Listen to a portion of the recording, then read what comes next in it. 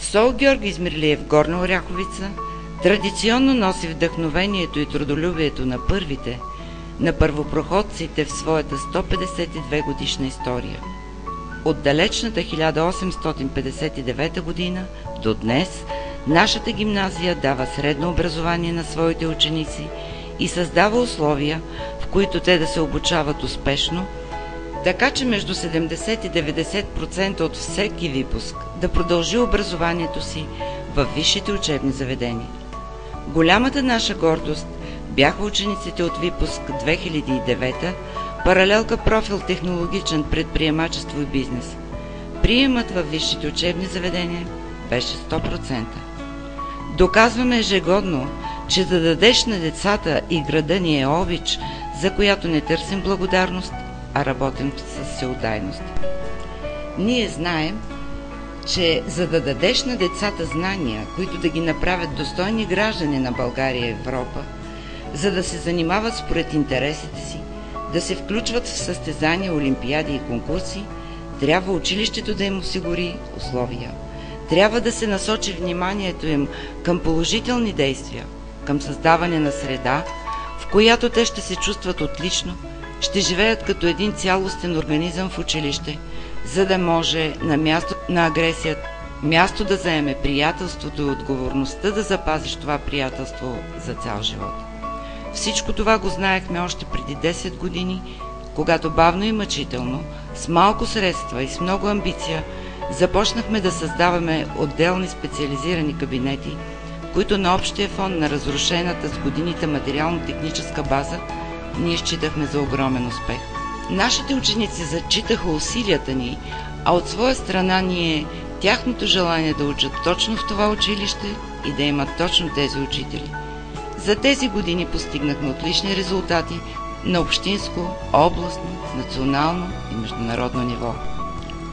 Спомените ни се остават в музея на нашето училище, голямата наша гордост, защото това е единственият ученически музей на територията на община Горна Оряховица. Не просто музейна сбирка, а музей отразява цялата история на училището. Цялата история на това вече прекрасно, модерно, европейско училище. Музей, в който грижливо прибрахме и старото знаме на училището, а новото знаме, абсолютно идентично с старото, извезено от госпожа Наталия Горанова и нейните ученици с много любов, по случай 150 годишнината на училището, е вече в младите ръце на нашите знаменосци и заема достойно място между снимковия материал в храм-паметника Шипка. Всичко е ново в това прекрасно, вече модерно европейско и единствено по рода си училище в България, а ние с гордост твърдим и в Европа.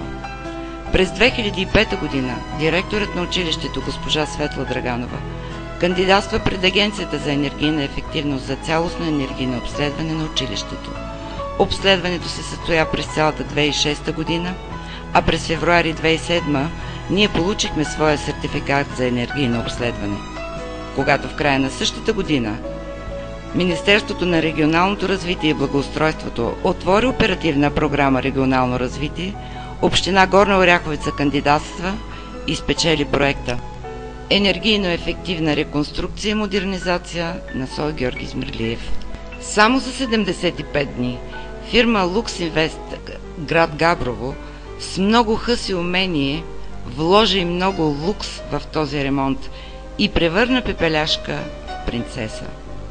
Този ремонт ще остане нашият най-свиден спомен за много години напред. Само за седмица успяхме да се организираме така, че да оставим в ръцете на фирмата изпълнител строителна площадка.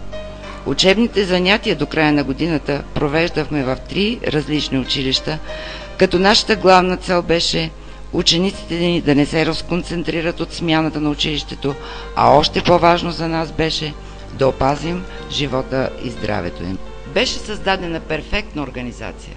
Директорът пое ремонта, помощник директорите поеха задълженията на директора в училищата, в които бяхме разпределени, а учителите продължиха своята работа с още по-голяма амбиция за успеха на децата.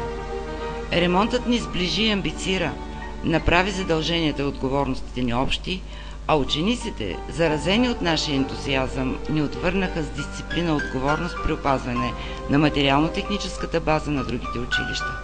С ръководствата и колегите на тези училища живяхме като един организъм и заедно доказахме, че колегиалната етика не е просто понятие, а действаща позитивна сила, за което сме благодарни на господин Филипов, директор на професионалната гимназия по електроника и електротехника Ломоносов, на господин Милчо Савов и госпожа Николинка Попюрданова, директор и помощник директор на Соловичо Гранчаров, на госпожа Даскова, директор на основно училище Свети Кирил и Методи, която не само прие нашите деца като свои, но ги включи в живота на училището. Тази спокойна и добронамерена обстановка ни даде възможност да продължим с нормалния си ритъм в учебно-възпитателната дейност и в работата по програми и проекти, така че да завършим или да започнем нещо ново с успеха, с който вече сме свикнали отдавна. Само за последните 2 години работим вече по 4 проекта по програма Коменски. Първият проект "Европа ни кара да я обичаме" завърши през 2010 година, когато наши партньори бях Полша, Гърция, Литва и Словакия. Организаторите на проекта, госпожица Светослава Георгиева и госпожа Йорданка Симеонова, както и координаторът Елина Кабакчиева, свършиха перфектна работа. Проектът беше за учениците от гимназиален етап, които ни се отблагодариха с това, че през 2010 година, още на първата сесия на държавните зрелостни изпити, се дипломираха на 100%. Единственото, за което съжалявахме по отношение на първия проект, е това, че първи бяхме домакини и нашите гости видяха гимназията такава, каквато сега е само спомен.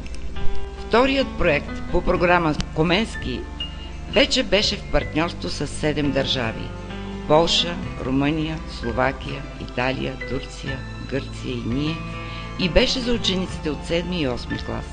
И отново перфектна организация от страна на госпожица Светослава Георгиева и координатор госпожа Албена Ламбева в сътрудничеството на госпожа Цветелина Николова и Виолета Кожухарова.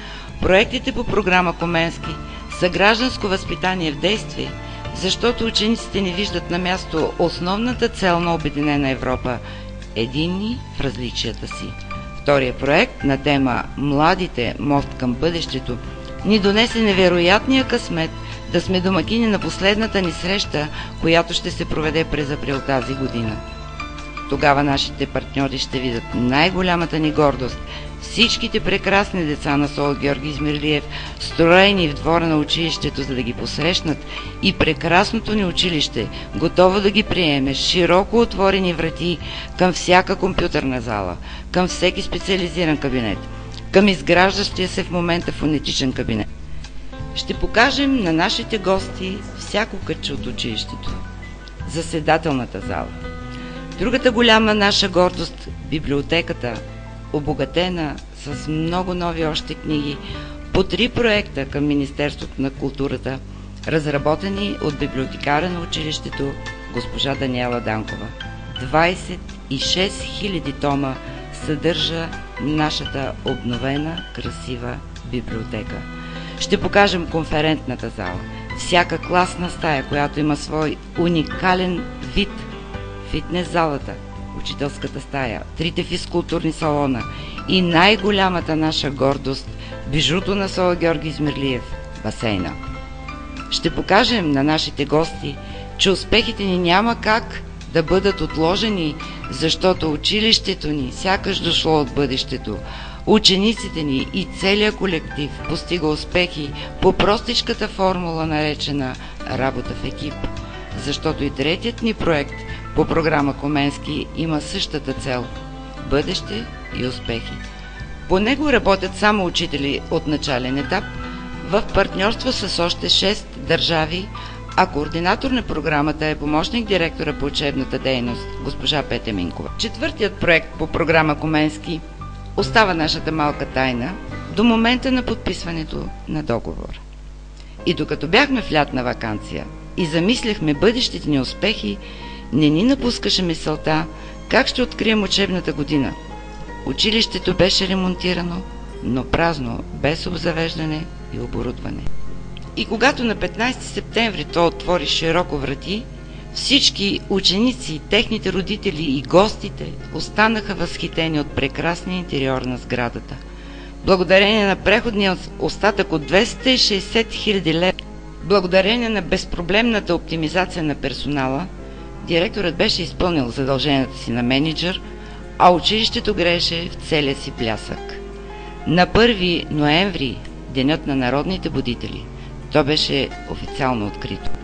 В такава обстановка не е възможно да не продължиш напред с успехите. Получихме покана за участие по програма Евроскула и 24 ученици от 11 и 12 клас, заедно с организаторите госпожа Йорданка Симеонова и Полина Йорданова, заминахме за Франция. Пътувахме с автобус.